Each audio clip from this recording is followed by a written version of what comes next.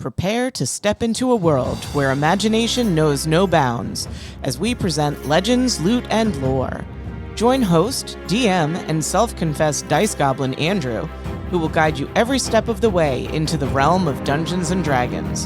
From actual gameplay and cooking up delicious D&D foods to interviews with other D&D fans and newbies, this podcast is your gateway to becoming the hero of your own story. Whether you're a new adventurer or a seasoned traveler seeking new insights, Legends, Loot, and Lore has something for everyone. After the episode, visit our website at www.legendslootandlore.com for even more resources and exclusive content. And if you're as passionate about this adventure as we are, help support our quest at legendslootandlore.supercast.com. Embark on this odyssey with us and let the echoes of ancient tales guide you toward a destiny filled with limitless possibilities. Roll for initiative, because your adventure begins now.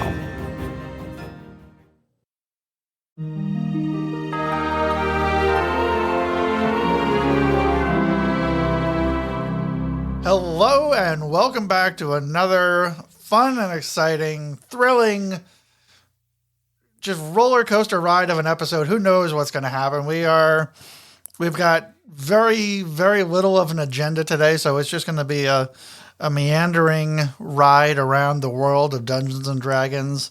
I am your host, Andrew, and joining me today is one of our party members and my party member for life. The person who happens to live in this house. That's exactly right. My wife, Catherine. Hello. Hello. Welcome. We're just recording on a rainy Sunday afternoon here in New Jersey. Yeah. At least it's not snow. I'm a little screwed up from daylight savings. Yeah. That threw us off today, but that's all right. We're hanging in there. I hate when I think I'm getting like good sleep and then I wake up and it feels like it's much earlier. Yeah.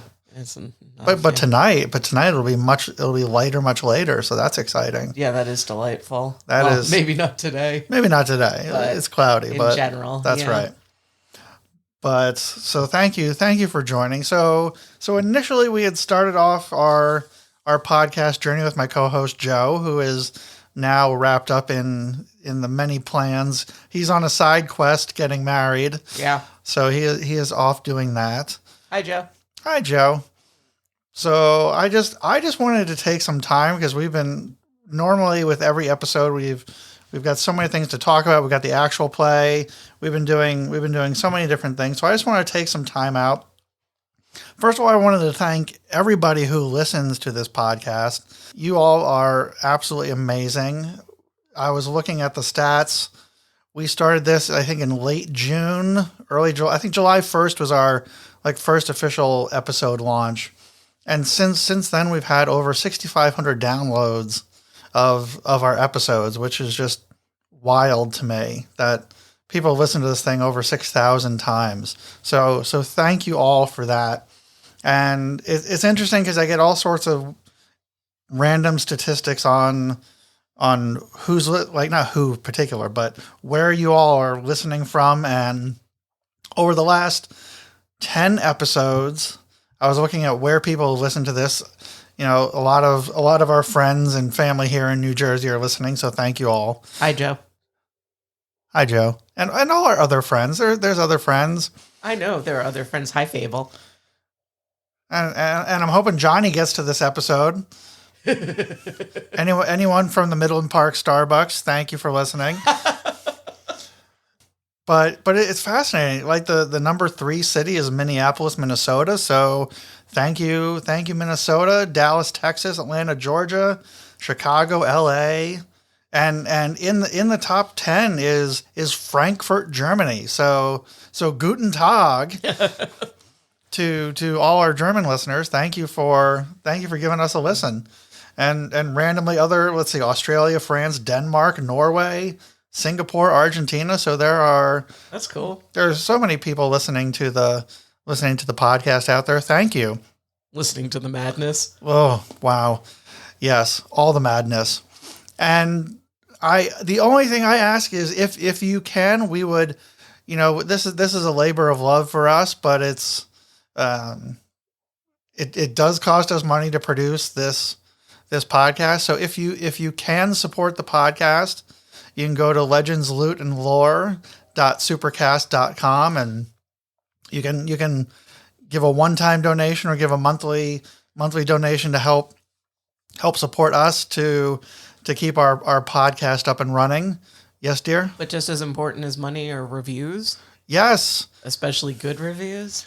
We'd love for you to review the podcast if you like it. If you don't, I'd love to hear from you as well. You can always email us at podcast@legendslootandlore.com and shoot us questions or anything. We have our website, www.legendslootandlore.com, which has all the information on the episodes, or the guests that we've had on the podcast, and all sorts of other information on there. So there's all sorts of resources that we have. There is a Discord server that doesn't get used much, but feel free to go in there. I think the link might be on the link tree on our socials, which is usually just at Legends Loot and Lore. Where? It is at the top. What looks like almost like a video game controller, all the way in the top right. All the links to the socials. There is Threads. Oh, I see. TikTok, Instagram, Facebook, and I wasn't looking Discord. up there. Ah, but it is there. There's 3 members online. I bet it's you, me, and Fable. Probably. That would make sense. Yep. So anyway, again, thank you all so much for listening to the podcast. We'd love for suggestions or questions. So you can always email the podcast, ask us any questions. We're happy to answer those. We'll talk a little bit about the last episode, which was our actual play. We're looking at we've been reading all sorts of news articles related to D&D. So we're going to talk about a couple of those. And I guess whatever else is on our mind, this will be, that's a scary, dark place. So we'll I don't know about yours. Ain't that right? So we'll say God only knows where this is going to go. So let's talk about last episode. Yeah. Which was a marathon 3+ hours of actual play. You came to the town of Fandalen. Yep. Or Fandalen, however you like to pronounce it. And so what are your recollections being the party? What happened when you got there? Let's see. So the first thing we did was, hold on, I need to look at my map. You would think, considering the fact that I'm the one that edited this, that I would remember better, but I don't. You really listen. You edited that whole thing down. Yep. How many cuts were there? What was it? I think it said 967. No, 467. It was 467 That's cuts. Still, 467 cuts is a lot of cuts. Yeah. Okay, so first I take a lot of dramatic pauses. Andrew takes a lot of dramatic pauses. True. James goes for a really long time when he's thinking. That's his thinking sound. Yep. And I laugh really, really loudly. I mean, it's good that I'm amused, but right. You were listening to the one part that I asked you to, and when it got to my laugh, you actually reared back, so I took that one out. Just saying.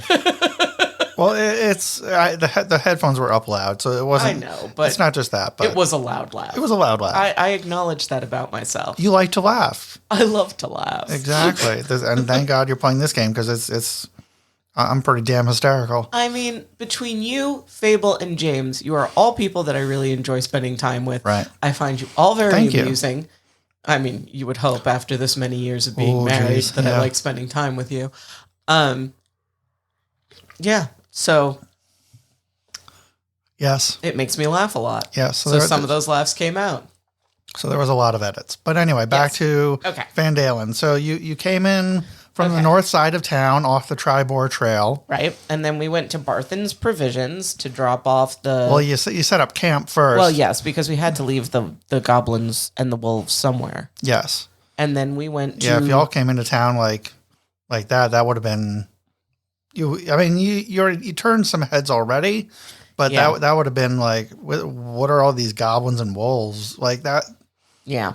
I mean, goblins aren't necessary. I mean, everybody kind of knew the stories of what was happening on the Tribord Trail. Yeah. That the goblins were attacking. So to have 7 goblins come into town, well, 6, because, well, no, you had a long rest at that point. So Vincent was miraculously healed. Yes, Vincent was healed. We will talk about that later. You would have made quite a scene coming into town with a crew that size. Yeah, all the goblins, a dire wolf, right? 2 wolves. Yeah, it's a lot.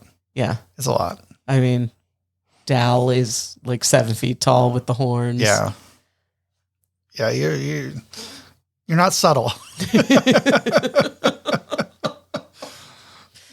So, anyway, yeah. Barthen's Provisions is your first stop. Barthen's Provisions. Yes. Well, that was your main quest coming from Neverwinter, was to bring the cart, the wagon of supplies to Barthen's Provisions for Gundren Rockseeker. So you accomplished that. Yep. Got paid for that. Found a place to look after Callie. Yep. Callie is hiding out in the backyard of Barthen's Provisions. Yep. Then from there, did we go to Lion Shield Coster next? Or did we go to... I think you did go to Lion Shield Coster. Because we hit... Next. I mean, we hit a lot of stuff. So we went to Barthen's Provisions. We went to Sister Gariel. Yes. We went to Lion Shield Coster. I attempted to wing an egg at Lenine's house and hit a goat instead. We went to the Miners' Exchange. And then we went to the Townmaster Hall and terrorized Harbin Wester. Yes. Oh, and we also went to the Stonehill Inn to talk to Sildar. Yes.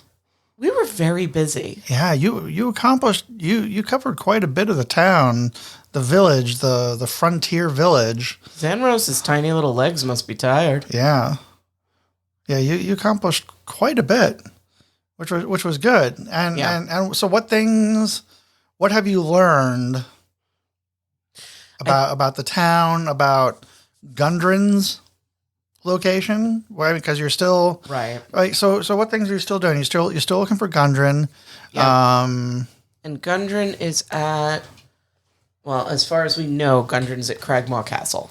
Yes, which you've seen on the map, but you don't know yet where it is. We don't know where that is, and no one knows or no one wants to tell us how to get there. Right. You got the hint from Lenine, I think. That sounds right. I think she hinted to the fact that she knew where, she might know where Cragmaw Castle is, or know someone who knows where it is, but she might be able to provide some information, provided did she have a task for you, or I don't oh yeah, didn't she? I don't remember. I don't recall. My brain doesn't work that well. I know. Fable probably has notes about it. I'm sure. Unfortunately for us, fortunately for Fable, they are playing with their friends today, so they are not able to join us with their notes. That would be very helpful. Yes. Hello, Fable and friends. Hello, all my friends. Donnie, Matt, Sophia. Kia, Sophia. Yeah. Yes. All my favorites. Sophia is the note taker, so I was giving Sophia notes on the upcoming campaign for them. Right, because Andrew is going to be DMing for Fable and Friends going forward. Yeah, so we still have to find Gundren. Yes. Or Gundar, as James has renamed him. Gundar the Barbarian. Yes. Mm-hmm. We have... The town is crawling with red brands, who are a real problem, and we've pretty much determined that they are hanging out at Tresender Manor, which is my B&B. Oh, and they've been drinking at the Sleeping Giant, right, with the Surly Orc. The Surly Orc. Yes, we definitely talked about the Surly Orc. Okay, good. So then other things. So Dal's character, or Fable's character Dal, got the quest from Sister Gariel, and so they've got to go find the Banshee. Yep. So now you've got a new quest there.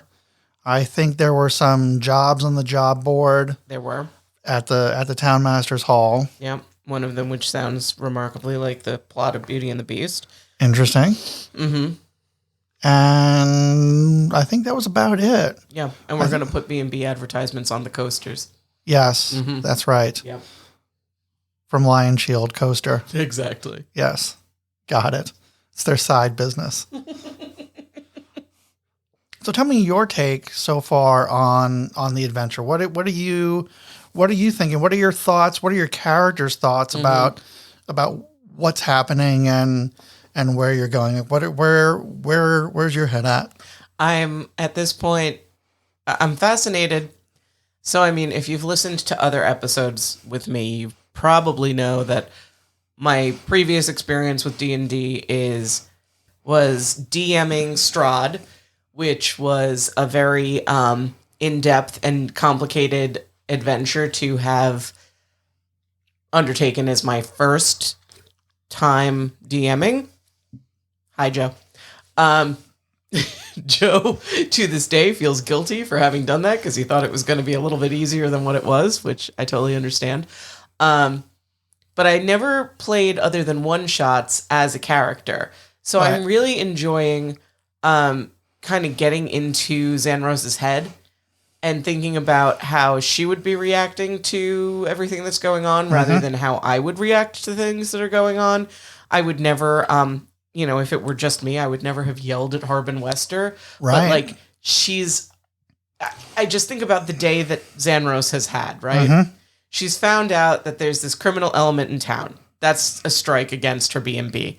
Then she finds out the criminal element is holed up in her B&B. Right. She also finds out that Chisender Manor is a falling down wreck, so she's got to rebuild it. She's got, 7 goblins and 2 wolves that are now depending on her.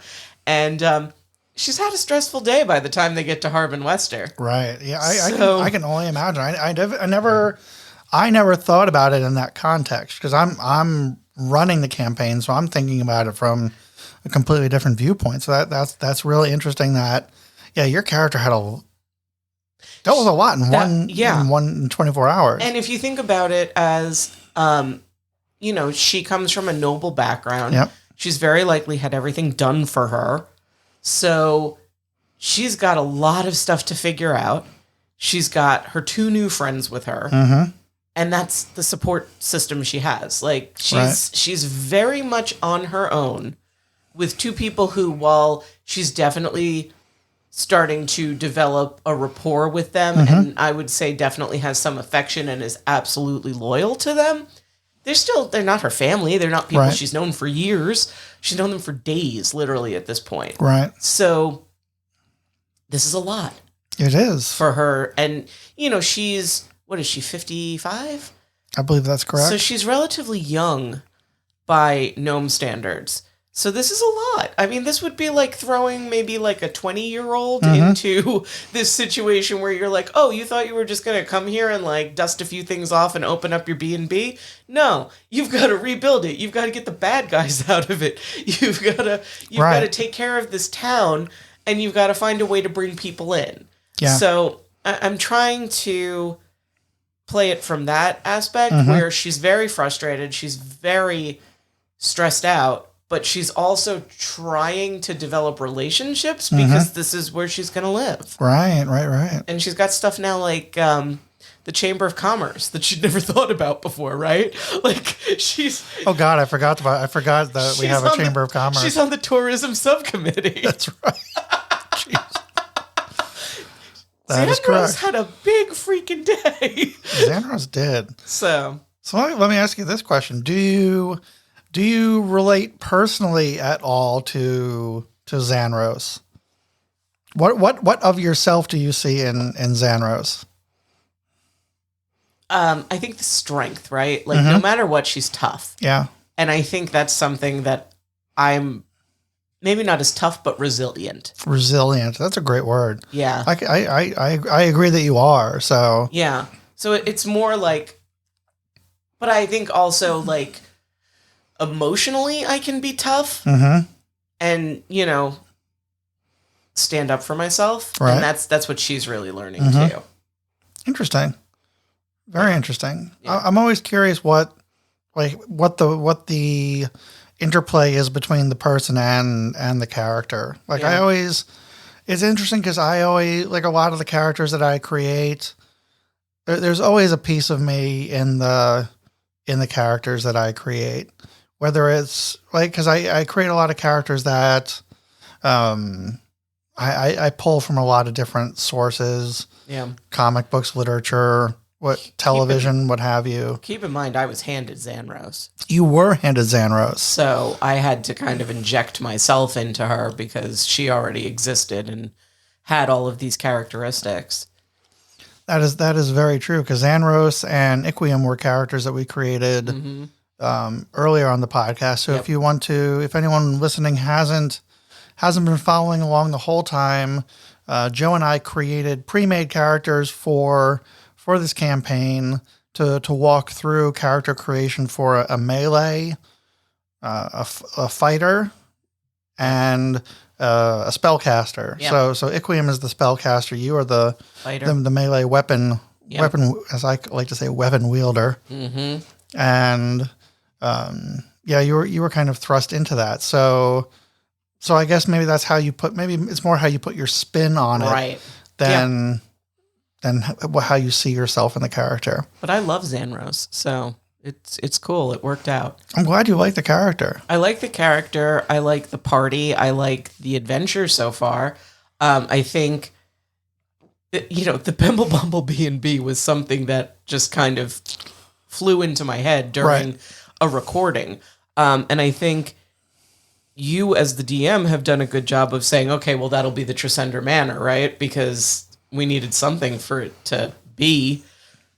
Right. I was trying to figure out how we could, because I think it was in our some sort of session 0. Yes. Sort of session 0 when you came up with the idea of the Bimble Bumble B&B. Yes, which is now my life's work. Yes. And I'm like, how do we fit that into Fandale? Like it could have been the Stonehill Inn. Yep. Maybe you took it over. Or the Sleeping Giant. I could have turned that into something. Right. You could have turned the Sleeping Giant into something. And I'm like, how do we, like, because that would have been, those are more kind of secondary to the story. Right. But I mean, I don't want to give much away, but obviously something is going to happen when you've got to clear the red brands out of Tresender Manor. Right. Whether that's a task that I think would be put upon the adventuring party, whether you're opening the B&B or not. So it's just now there's another purpose behind why you're clearing out the manor. Yeah. Because this is your family property. Yeah. You've been bequeathed this property, or are you just claiming? I think I'm reclaiming ownership of it. Yeah, reclaiming, because I think I said in the last one, my family hasn't been there in years because they don't like to leave Neverwinter. And that was part of, the Xanros that I was handed, was that Xanros is extremely self-sufficient. She wants to strike out on her own. So this was just an opportunity to be like, oh, well, we have this property. We're not doing anything with it. You have this dream to open a bed and breakfast? Cool, go do it. Right. So, she, and that's why I say she's so frustrated and stressed when she gets to Fandalen and realizes, oh, like, this is not going to be easy. I'm going to have to fight my way through this. And I think ultimately she's going to end up being very grateful to have those friends in the adventuring party, because otherwise she would have had to do this herself. Right. So interesting. Yeah. So how motivated is, I'm asking this as the DM to help me with a story. So how motivated is Xanros by money? She's motivated by money insofar as that will help her with the B&B. Mm-hmm. I don't think she cares. She's not driven by money, but it has a purpose. Goal, because she wants to do this herself. That's the whole thing, right? She could take her family money and open it. Right. But the whole idea behind it was that she wants to do this on her own. She has something to prove, maybe not even to her family, maybe to herself. Mm-hmm. But she's trying to prove that, like, I can do this. I can be successful with this. And I don't think she wants to have to rely on family money. Like, does she have it to fall back on? Sure. Does she want her own? Yeah, because that will give her that independence, right? She's kind of building her own legacy. Exactly. Here in Van Dalen. Yeah, I mean, this is how she kind of, I don't want to say comes of age, but like finds out who she comes into her own. Yeah, finds out who she is as an individual rather than... It's a journey of self-discovery. Yeah, it really is, because it's her finding out who she is apart from the Bemble Bomble name. And she'll drop that name if it's helpful to her. And, you know... It's great for marketing purposes, though. Yeah. Oh, I mean, really. And I'm sure her family has some people that they could send through to stay at the B&B. I'm sure. But yeah, you know, she really, like, that was part of what I really, like, grasped onto when I inherited the character, was that she wants to find her way in the world.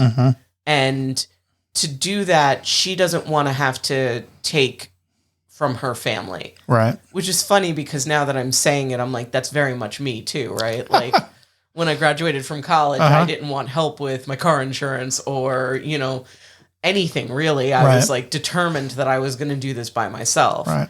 And I think Xanos is the same way. You were always a very independent. Yeah. Not, I wouldn't say always independent, but I mean, you've definitely grown into a very independent person. And I always admire that about you, especially when it comes to like picking television shows.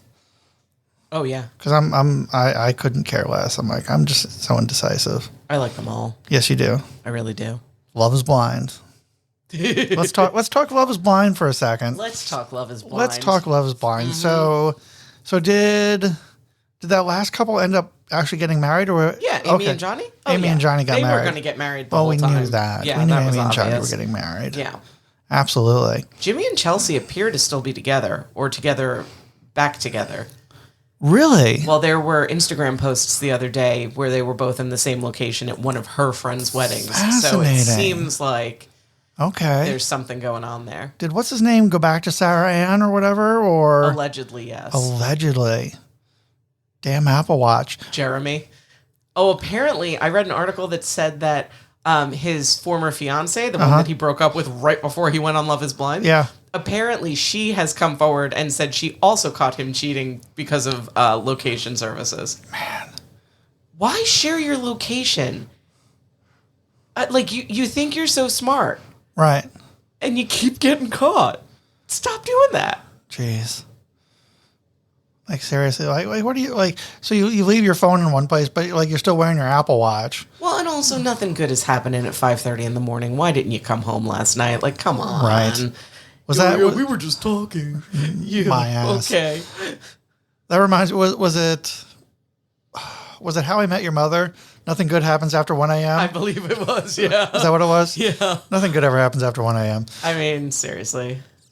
Not at all. If you didn't come home and didn't tell me where you were or what was going on, could you imagine? I don't know how I do know how she went to bed because she barely knows that man. Right. But if you didn't come home, I'd have the freaking police out looking for you if you hadn't texted me. Seriously. What the heck? My God. Like, that's just, I don't know. Like, what?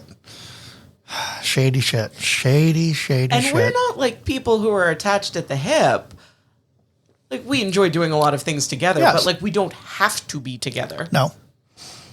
But still, if I didn't come home, like, I've been home, like, unless I'm out traveling, I've been home. Right. Every night of our entire marriage. Every night of our marriage. And like if I suddenly didn't show up, like, was out till 5:30 in the morning, I would be over here thinking you were dead. Right. Like, you'd be calling hospitals, calling the police. Yeah. I would, absolutely. Calling every friend I have, asking if you were there. Like, she just used Find My Friends and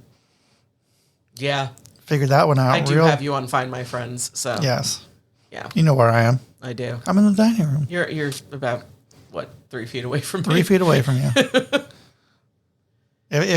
But if you were holding my keys with my AirTag, I'm still in your car. You're still in my car. That AirTag, it's always like, we know you have his keys. Apple knows what's up. Yeah. Okay. Don't steal Andrew's keys. That's also my car. So I was gonna say there are keys, but anyway, Apple doesn't seem to understand joint property in a marriage. Well, no. Now I shared them. It's still like is constantly threatening me. Is You it- shared is it them all really? with me, and it's still like, Oh my you God. have Andrew's keys. I'm like, I know, I'm going to the supermarket. Right. I like when it gives me the map of all the places I took your keys. Ooh, it's like, we know what you're doing. Yeah, I'm like, oh, look at that. I went to Wyckoff, and then I stopped at the high school to drop off snacks for Fable. Right. And then I came home. Ooh. It shows you the map. It doesn't show me the map. I know where I've been. Exactly. I know you know where you've been. Oh But- boy. Should we talk about Dungeons and Dragons? Let's go back to Dungeons and Dragons. Okay. So again, That was quite a detour. that's all right. I am. It is like, it's like one of those like things that I love to hate. Or Love hate- is Blind. Love is Blind. Yeah. Like reality. This is a guilty pleasure. Reality TV is a guilty pleasure of mine, and I can't help it. 90 Day Fiance. Yeah. All about 90 Day. Yeah. Although it's gotten. Well, we don't need to get into it, but we're off the rails. we're very much off the rails. All those shows have really just gotten to the point of being too ridiculous. Yeah. Like some of the early seasons of 90 Day Fiance, when the people were actually I mean, the early pretty seasons legit. of 90 Day Fiance were more of a docu-series. Right. And the problem is that a lot of those couples were actual couples, whereas now Right. you've got what you get on Love is Blind, which is clout chasers. Right. So, Exactly. Or people who are domestic abusers, and yeah. until like rabid fans figure this stuff out, Yeah. like they're not going to say anything about it. Well, I mean, Matt Sharp Productions is doing some more better background checks, clearly. No, clearly. Yeah. Just like the background check you're currently undergoing. Someone got a new job. I surely did. Congratulations. Thank you. So anyway, going back to the original topic of conversation, D&D. Oh, yeah. So Is that what this podcast is about? Amazingly enough, yes, it is. Weird. I know. So to all of you who are still there, thank you. I'm hoping we're going to cut this down substantially. Yes, we now return you to your regularly scheduled programming. Yeah.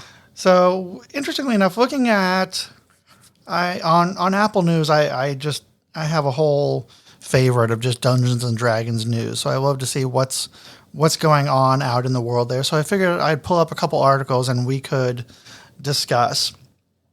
And the one that I found that I found really interesting was Screen Rant did one called 10 Weird D&D Rules That Definitely Need Updating in 2024. So for those of you who may not be aware, again, a lot of you new to D&D and things like that. So this is 2024 is the 50th anniversary of D&D.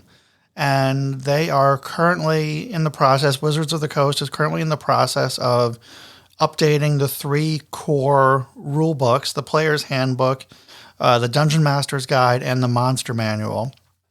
And they're updating a lot of the mechanics of the game and things like that, trying to take what was in 5e, which is now 10 years old. 5e came out in 2014, so it's now 10 years old. So they're updating all of that gameplay, which was really great, and really making it even better, especially on the combat side, because combat, especially if you've got a bunch of people involved, it can really get bogged down very quickly. Because you've got 5 to 6 players. I mean, if you've got 5 to 6 enemies, you're just slogging through just round after round, and you're just kind of sitting there waiting around for your turn. So they're updating a lot of the mechanics and gameplay. So I'm really excited to see what they come out with. So in the spirit of that, Screen Rant came out with this article about some of the things they would like to see, some of the changes they would like to see made in the D&D rules for 2024. And the first concept they talk about is taking cover, which again, I can't even remember using this concept in any of our games. So I love how their article says, there's several rules that keep people's heads scratching, because it's not very clear. So what is half? What is 3/4? What is total cover? and how does that play into things? So they're just asking for clarification on this, and I think if it were more clear as to what taking cover really meant to, especially combat and things like that, I think it would be more helpful, because I would definitely try to hide behind something. Like if I were hiding behind a tree or a rock or something, and that provided cover and maybe gave them disadvantage, I would do that. And it's interesting. They say it allows DMs and players to visualize what each cover type is and apply that to their own situation. So what is the cover type? What does it do for them? I think it's pretty interesting. How do you, because Xanros is more of a melee fighter, so you don't, you're really in hand-to-hand combat, so you don't necessarily need to take cover. But if you are using a ranged weapon, like a longbow or something like that, you might want to take cover. Like with my darts? With your darts, sure. Yeah. That's interesting. Yeah, so that's one of the things. Another one they talk about are summoning spells. As they say, at times overpowered, which I thought was interesting. So I've never really done a lot of these things are things that, again, because they aren't clear, it's not something we use a lot in our games. And they talk about some of the things that you can summon. And 8 pixies or 1 sea hag. Like let's summon a sea hag, and it's interesting because it talks about slowing down combat. Because again, if you summon 8 pixies, now you've got 8 more people in the rotation of combat, and that can really slow things down. So how do you? And that's a whole another thing. Like if you have 8 pixies, do they all attack on the same turn? Right. But again, then you've got to roll through each one of their attacks, etc. What about 7 goblins? What about 7 goblins if they attacked? Yeah. I assume my 7 goblins are going to want to help me clear out Tresender Manor so that they can start creating their uniforms and setting up their entertainment. So yes, but I don't. So let's talk about that for a second. Yep. You've offered employment to them, but it doesn't. I don't know if they're at the point where they would fight a battle for you. Oh, I think they are. I don't think so. I think they're pretty loyal. You've had them for what, a day? They love me. They've been with you for a day. They love me. I don't think they love you. They came with me. Because they want money. They want to get paid, and they were being treated pretty poorly. They want to create their uniforms. by Clark Griswold. Clark Griswold sucked. I mean, I don't think being able to make their own uniforms was like the top priority for why they're doing this. They seem pretty into it though. They're a little into it, but I think if you were to try to get them to fight for you, yeah, I think that would require a persuasion check on each one of them. Okay. I think maybe on 6 of them, but Vincent's in. Okay, I would give you that. We saved his life. I think Vincent. We brought him with him when we could have ditched him. Yeah, Vincent probably is out of the 7 of them. Vincent is probably the one that definitely has the most affinity. Yeah. For Xanros, because you did rescue him, you did save him. Yeah. And the other ones are just kind of like, sure, we'll come along for the ride. Right.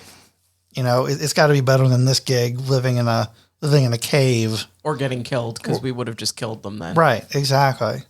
Yeah, I mean, they were risking their lives every day just to rob people. Right. So, they're no Dick Turpin, but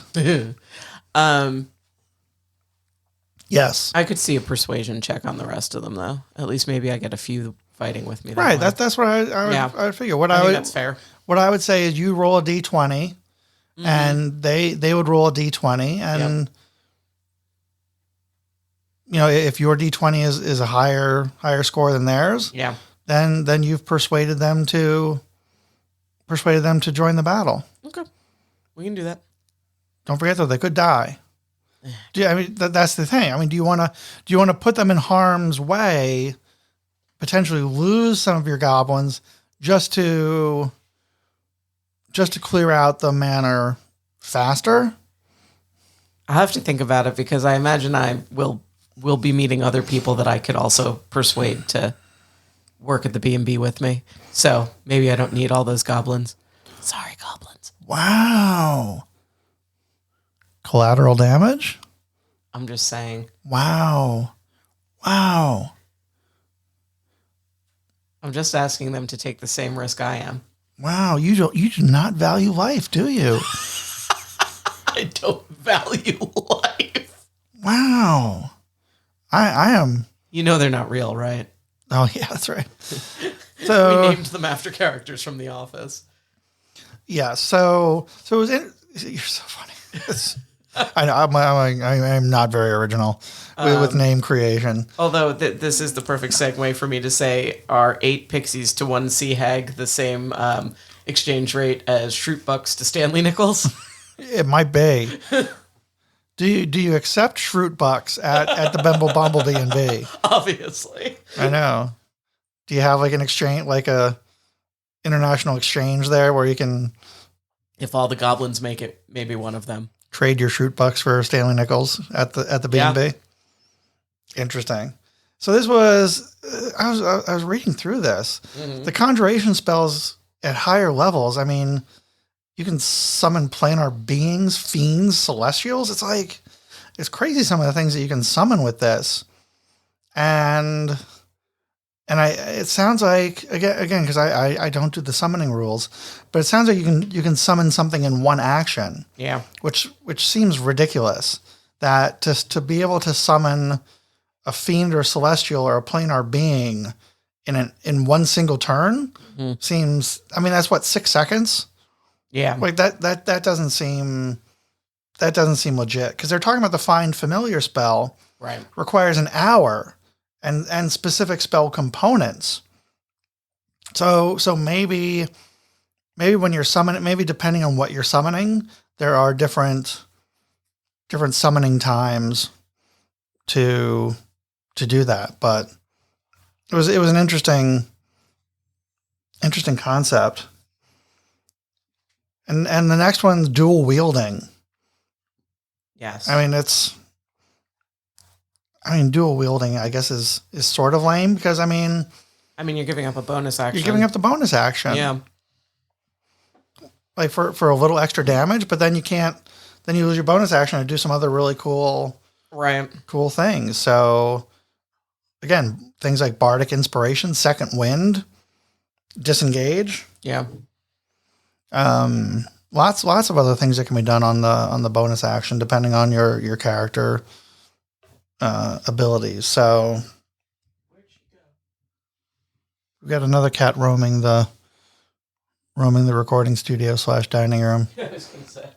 And she's blind, so she's eating. She's eating. Okay. Yeah. That's Dee Dee, aka Daredevil. Mm-hmm. The cat without fear. The cat without fear. Is it August Terrificon? Yes. August Terrificon, Connecticut. Yeah, my birthday weekend. Yes. Mohegan Sun, Charlie Cox will be there Sunday only. Joey Pants, too. What does Joey Pants have to do with Daredevil? He was in the original movie. With Ben Affleck? I think so. Oh my God. Hold on. He's definitely in that universe. Oh, God help me. Now we got to look this one up. Yep, we're looking. I mean, I love Joey Pants. Don't get me wrong. What's not to love about Joey Pants? Amazing. Superior character actor. Just, I love him. But I did not realize he had any tie-in to Daredevil of any sort. Yep.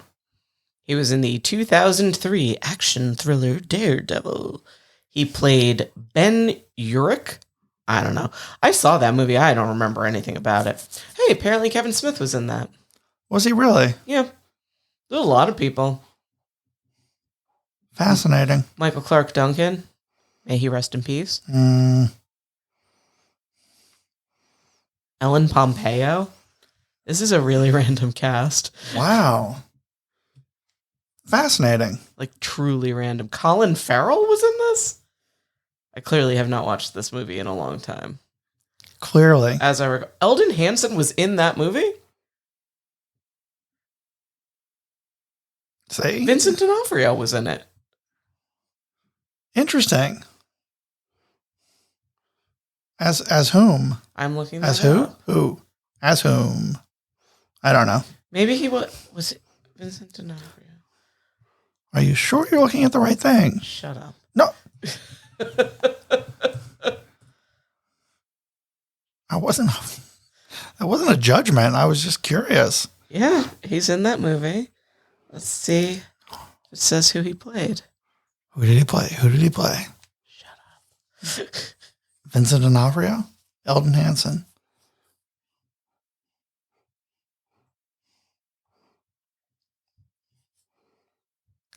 I know I'm trying to fill the dead air because You just cut it out. I could cut out the dead air. I can't find who he played. It must not have been a large role. Interesting. I mean, he's not listed in the top Joey Pantses, though. All right. Yeah, because Michael Clark Duncan was Wilson Fisk. I say. Jon Favreau played Foggy. Okay, so Joey Pants' description here is an investigative journalist whose articles notably relate to Daredevil and the Kingpin. During the film, he goes on to uncover a lot of information about the two. Pantoliano was cast, blah, blah, blah. Works for the New York Post rather than the Daily Bugle as in the comics because the film rights to the Bugle were held by Sony Pictures at the time. There you go. Well, now we know. Now you know. So let's get back to some other rules that need updating. We can cut that whole part out if you want. No, that's all right. I'm excited for Terrificon. I'm also excited for Terrificon. I just mean you can cut out all the stuff of me looking up people who were in the Daredevil movie. I might. We'll see how it goes. Okay. All right. So another rule are the rules about vehicles. Okay. So on the subject of skill proficiencies, rules around vehicles and their use, as this article says, definitely need to be a lot clearer.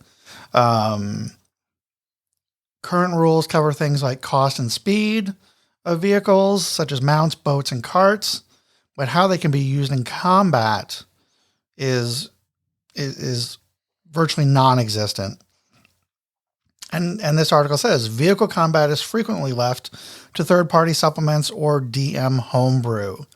And this is exactly the point that I wanted to bring up, because when we were at PAX Unplugged in Philadelphia back in December, it is Limithron.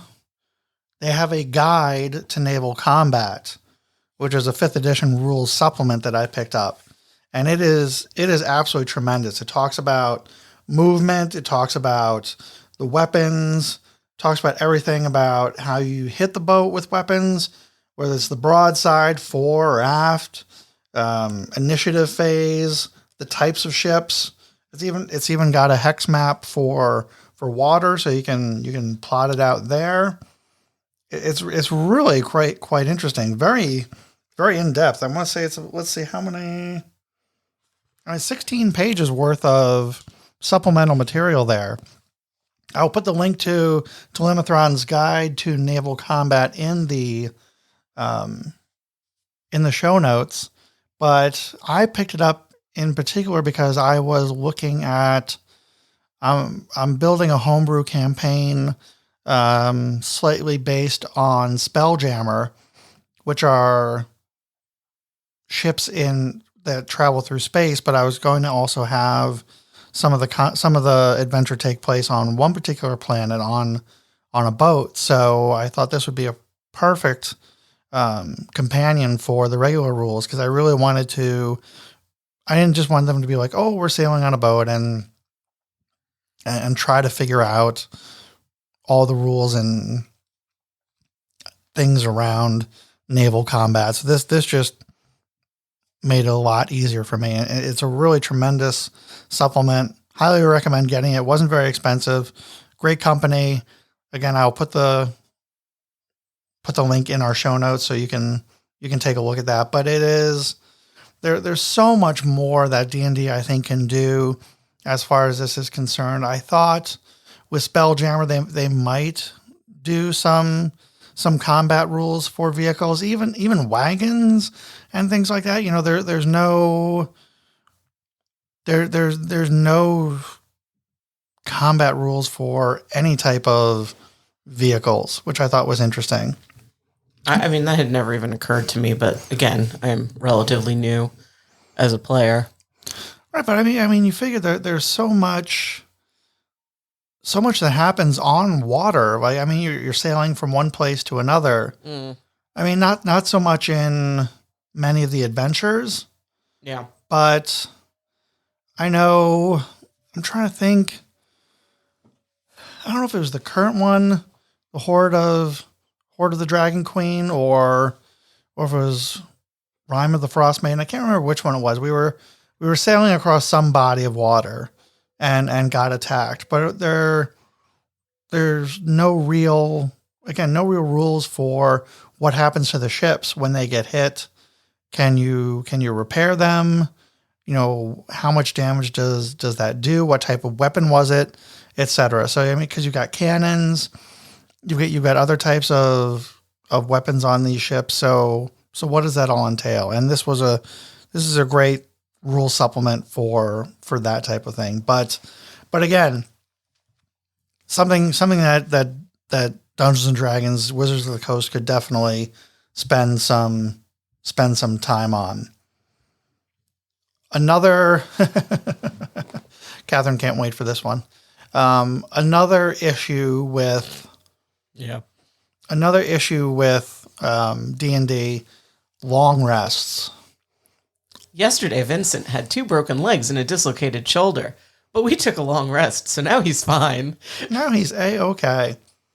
So, interestingly enough, dear. Yes. The Dungeon Master's Guide does deal with this somewhat. Okay. And gives you alternatives to both healing and rest. So there are some optional rules. There's one called the Healer's Kit Dependency. A character can't spend any hit dice after finishing a short rest until someone expends one use of a healer's kit to bandage and treat the character's wounds. So that's one option. Okay. Or if you have a cleric, they can... Right. And they've got healing spells, they can heal you. Okay. They've got healing surges, but there's also what they refer to as slow natural healing. So characters don't regain hit points at the end of a long rest. Instead, a character can spend hit dice to heal at the end of a long rest, just as with a short rest. This optional rule prolongs the amount of time that characters need to recover from their wounds without the benefits of magical healing, and works well for grittier, more realistic campaigns. So we could say that Vincent is not healed, and maybe we can roll a couple hit dice for him and gain some hit points back. But it may take more than one long rest for Vincent to heal up. You already said he was healed, so I know. he's healed. I know, that's fine. But going, oh, that was quite the eye roll as you went back to the book. I wasn't rolling my eyes at you. Sure you were. They talk about, they have some rest variants as well, which are pretty interesting. I mean, there's one called Epic Heroism, which is like really fast long rests. Mm-hmm. So if you want to like have a lot of combat, a long rest can be an hour, and like you're way healed up. But in the middle of combat, you're going to take a power nap. Right, exactly. Hold on, guys. Hold on, I'm just gonna put my head down for 20 minutes. Just don't kill me. Time out. Exactly. But there's also what is referred to as gritty realism. Okay. This variant uses a short rest of 8 hours and a long rest of 7 days. Wow. This puts the brakes on the campaign, requiring the players to carefully judge the benefits and drawbacks of combat. Characters can't afford to engage in too many battles in a row, and all adventuring requires careful planning. This approach encourages the characters to spend time out of the dungeon.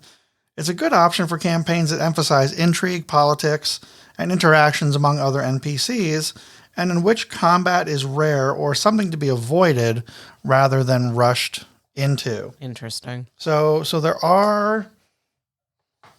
It's not in the player's handbook, but it is in the Dungeon Master's Guide. There are options that make it a little bit more difficult to heal up. I'm hoping that some of these updates that are going to happen are going to fix some of those inconsistencies too. Absolutely. So I wonder because that's a variant rule, right? So I wonder if they're going to maybe make that the de facto rule for all campaigns. Right now, it's just an option if you so choose. So if you want to make it a little bit more realistic, you can. Otherwise, you stick to the standard rules. Timeout, power nap. Exactly. The timeout, power nap. Timeout, power nap. Let's see if there were any other. Yeah, the other thing they talk about. Well, they talk about fall damage because I think they cap out. There's a cap on fall damage at 20d6. Yeah. So they're talking about theoretically characters with over 120 hit points could theoretically survive falling thousands of feet, which I think is absolutely ridiculous. I definitely think that needs to be realistic, but more realistic than it is. I don't think there should be a cap. Yeah. Because I think it's 1d6 for every 10 feet. It is. Yeah, so why not just extend that until they get obliterated? Right. So if you're falling 1,000 feet, I mean, if you're falling 1,000 feet, unless you're like invincible, right, you should be dead. Exactly. Yeah. I completely agree. So that for me, I think is an easy one. The other one they talk about are the moral alignments, and this is another one that I could get behind. That the lawful neutral, chaotic good, I feel like those don't come into play that much more in the games that we've played. Right. Like it's like, oh, but I'm chaotic good, so maybe I should do this. But like we never have that. I feel between the class and the background and the backstory that you write for your character, that's really what's determining how your character is going to react to something.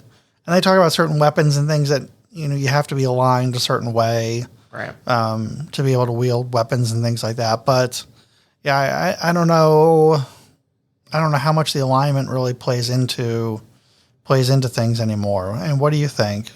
I think it's funny. I was just thinking about it when we were playing at one point, and I don't remember what it was that Xanrose wanted to do, but you actually asked me what my alignment was. Right. And I do think it was relevant in that regard. I don't know. I think the alignments matter as part of the personality, right? Like, right. Yeah, I mean, I think the point in the article was kind of like they need to be brought back in a stronger way, and I don't disagree with that, because if you're not being handed your character, you're choosing their alignment for a reason, right? Right. So, I think Kat does this really well with her characters. Hi, Kat. She does a really nice job about tying in the alignment to their actions and things like that, which is really good. But I think a lot of times, it's just one of those things that goes out the window when people are playing their characters. They don't really pay a lot of attention to the alignment that they have given their character. So I can see that. Yeah, again, bring it back in a more meaningful way. or abandon it altogether. But I definitely think there's some value to it. Just like I said, make it more meaningful. Yeah. Excellent. So that's some of the rules that need updating. I thought were pretty interesting. Again, I'm very curious. I think they said September. Yeah, I believe that. I read that. Is when the player's handbook. I don't know if all three are coming out then, or if that's just the player's handbook. But they've started to announce publication dates for the core books. So I'm super excited to get my hands on those and really read through them. Cool. Let's go on to another article. Yep. I'll take swords for 400. It's actually not swords, sir. Let's talk about S words. S words. So, Game Rant has an article on the best swords, the best S words of D&D. And we'll go through a couple of these, which I think are interesting. Another one, especially for Joe, the Scimitar of Speed. Oh, Joe. Love you, Joe. So, the Scimitar of Speed is described as a hasty weapon that allows for more attacks per turn. So, the Scimitar of Speed is a great and versatile weapon, somewhat easier to acquire than others. It's a +2 finesse weapon, so you can choose either strength or dexterity as the modifier. It's also light, which means you can wield 2 of them at the same time, which is pretty cool. It allows an additional attack using a bonus action, which I think is pretty interesting. Mm-hmm. So if you're not a dual wielder, which we were just talking about, if you didn't have that feat or whatever before, this is another way to do that. So you can get some extra damage done with the Scimitar of Speed. Which ones were you interested in this list? I liked the 9 Lives Stealer. Oh, yes. Talk about the 9 Lives Stealer. Okay, hold on. Let me find it in here. Okay. So I'm going to just give you their write-up because I'm not going to be able to describe it adequately. This intimidatingly named sword can be incredibly powerful, especially given its lower rarity compared to other weapons. The 9 Lives Stealer gives the wielder a +2 bonus to their attacks, but the most devastating part is closely related to the name of the weapon. The sword has up to 9 charges. Whenever the wielder lands a critical hit on a creature with 100 health or lower, the target must make a DC 15 Constitution saving throw. If they fail, the creature is immediately slain and a single charge of the weapon is lost. So it's one of those, like, use it until you lose it deals. Yeah. But I mean, the rarity of a critical hit. Yeah. I mean, makes it. And again, I don't know if you'd use it in every battle, but in bigger battles you might use it. And what I think is interesting is the book gives you it's a 1d8 plus 1. Right. That's the amount of charges. So the DM can roll to see how many charges it has. So you're not guaranteed, even though they call it the 9 Lives Stealer. Yeah, you don't necessarily get the 9. Exactly. It's up to 9. Up to 9. Yeah. So to play in the story, maybe it only has three charges left when you take ownership of it. So yeah. So I mean, 9 is a lot. You're like, oh, I can use this all the time, and right. and nothing may happen, or I've got plenty of charges to use, or I can kill these 9 people, or maybe 1 cat. Right. Yes. 1 cat 9 times. Exactly. Exactly. If that cat keeps getting up. Wow. What would possess? Oh my God! What would possess you to kill a cat 9 times? I'm not saying I would. I'm saying I could. Those are 2 different things. That's fair. Okay. I know you love cats, so yeah. I know you would never do that. Yeah. I like this.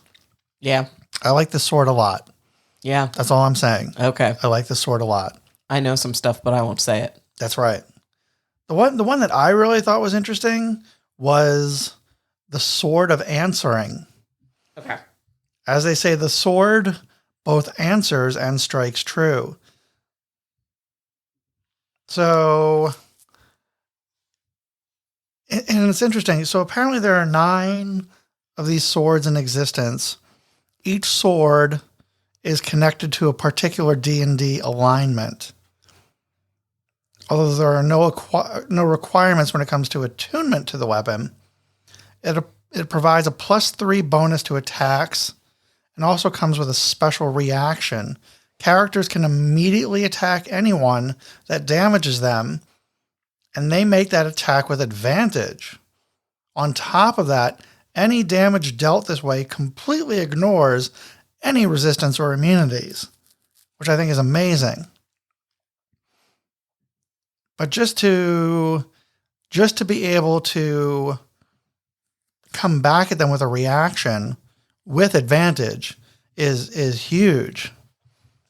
I mean, that's a tremendous sword. And I don't think it's too overpowered. But I mean, it's pretty powered. It's pretty powered. Powerful. Yeah. I agree, but I mean, it's only a +3. It's a +3 to the attack, not to the damage.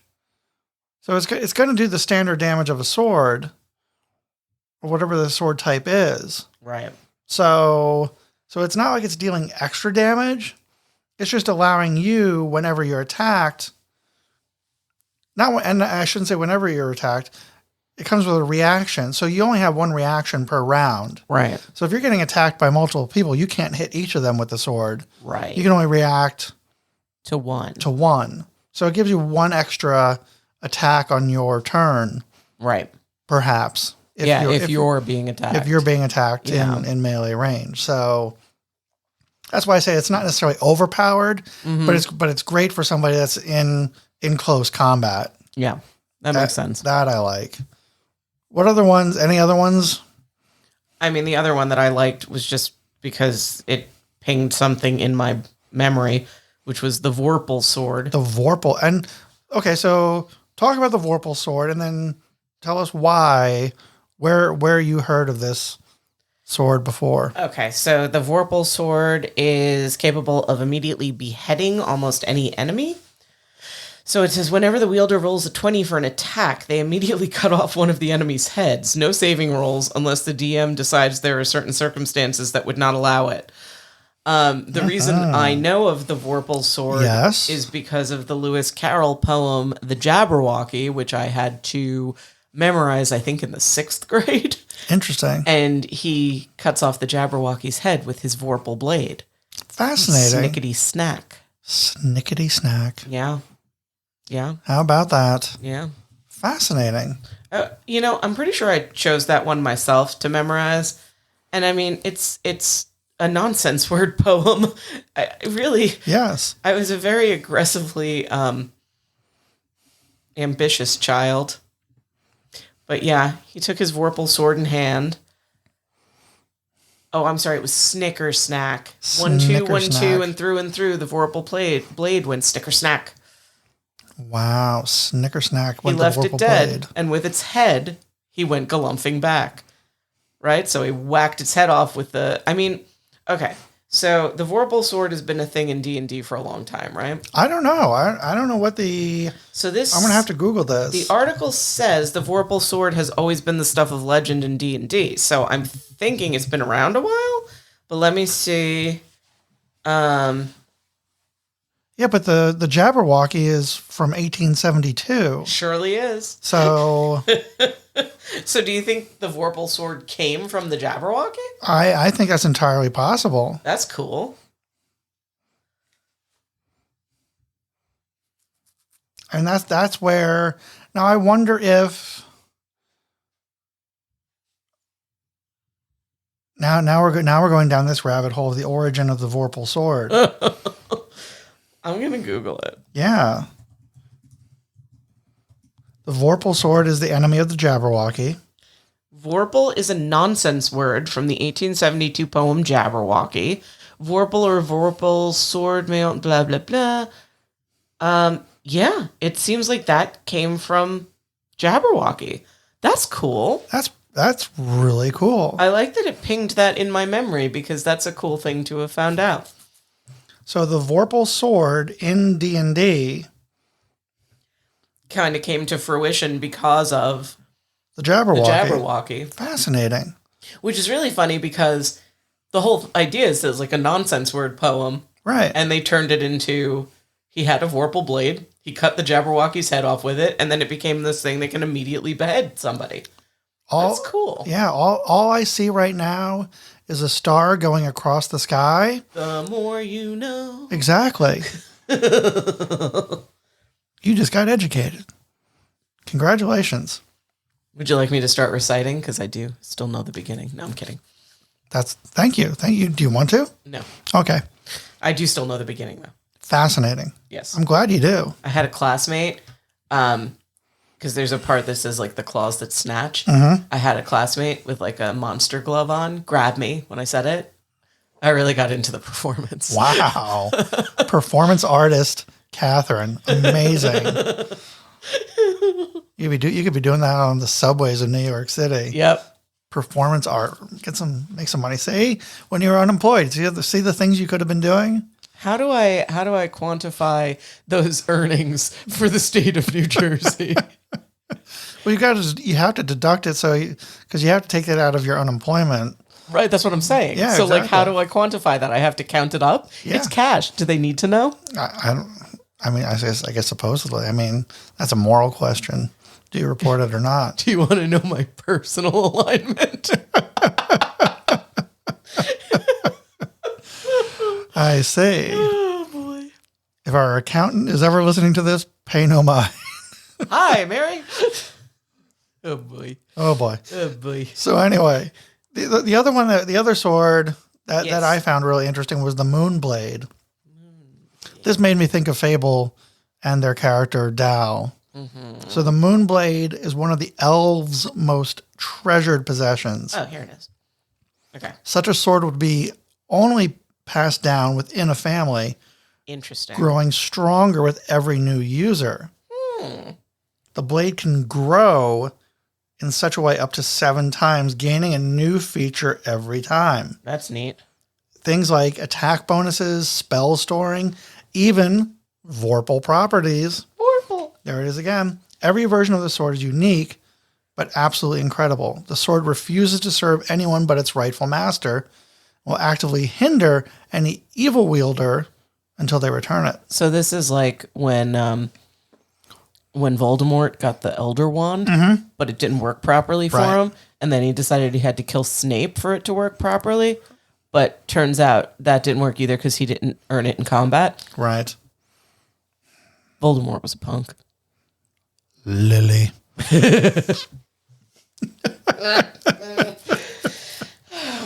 Sorry. But anyway, I just thought it was interesting because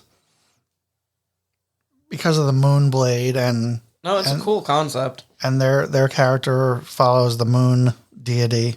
Mm-hmm. I think that would be cool. But they're not an elf. Right. They're a tiefling. They are. So I don't know how they would get this sword. They would have to be gifted. They would have to probably save an elven family and be gifted the sword Right. by a member of the family. Something like that. I don't know. Yeah. It'd be interesting. Yeah. So those are some of the S words, swords that are in D&D, which are really very interesting. You know, I never really think about all the magical and special type of swords that, at least I don't.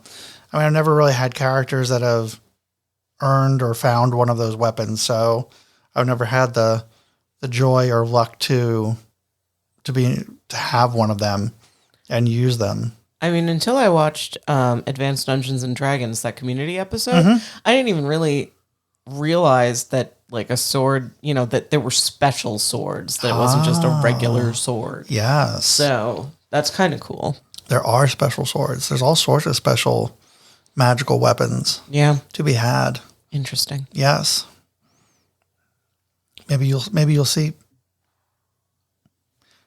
see some of those in Fandelver and below. Perhaps. Let's hit the last news article that we were looking at, which I thought was very interesting. I mean, I guess everybody's getting in on the act of Dungeons and Dragons these days. NASA has just released a free Dungeons and Dragons adventure. Of course, I think they claim that it can be adapted to any TTRPG system, but obviously its primary is D&D.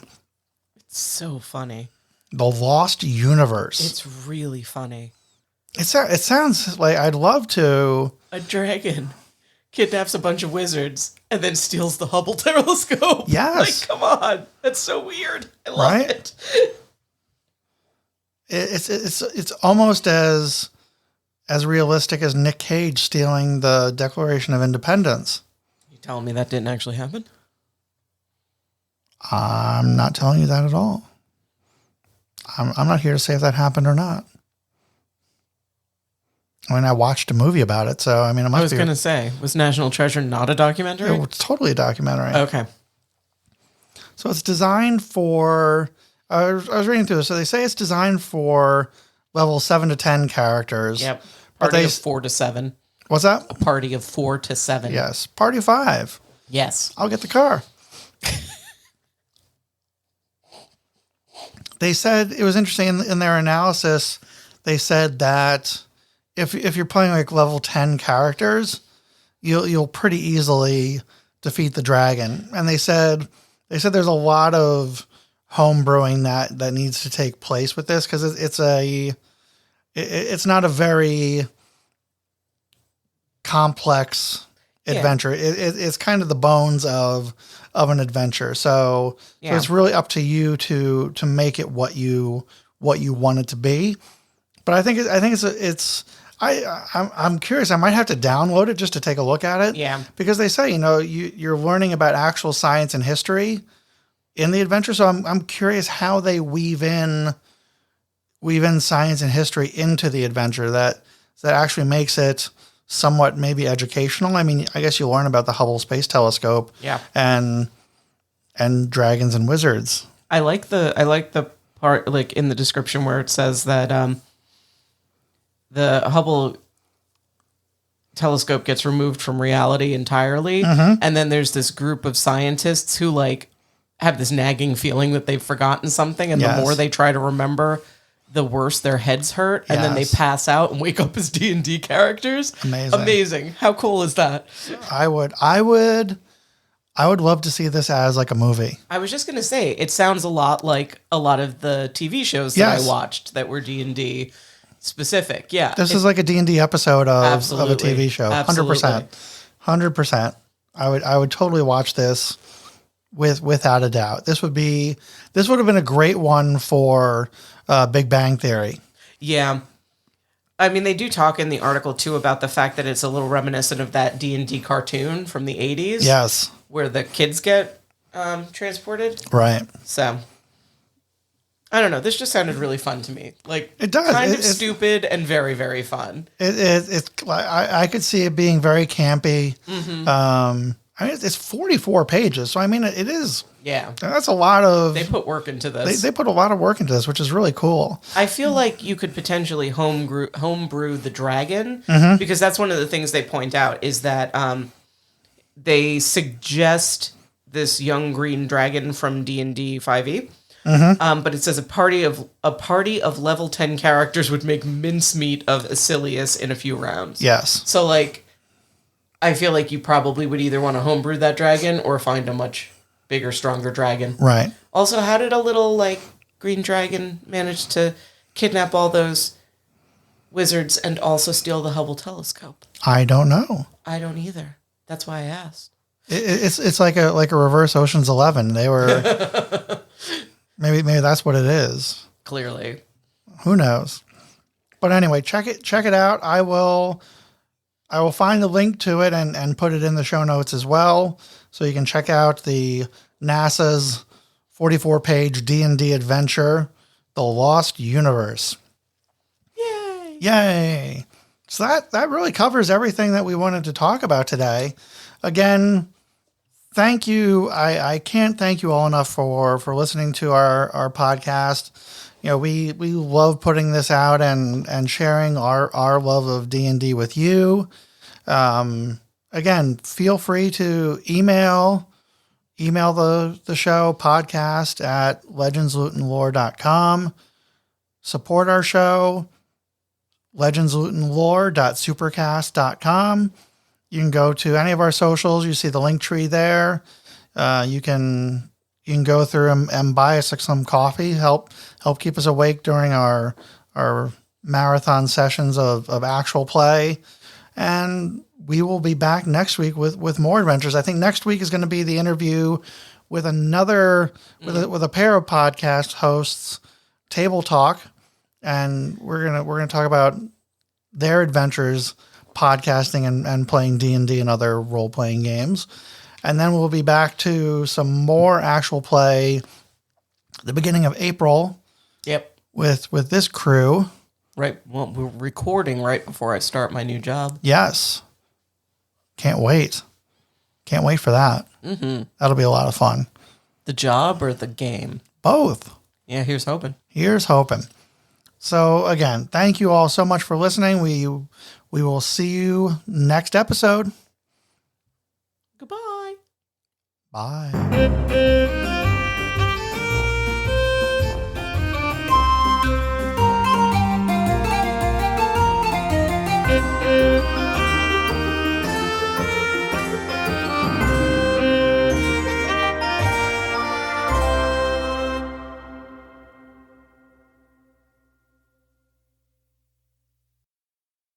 Thank you for joining us on this episode of Legends, Loot, and Lore.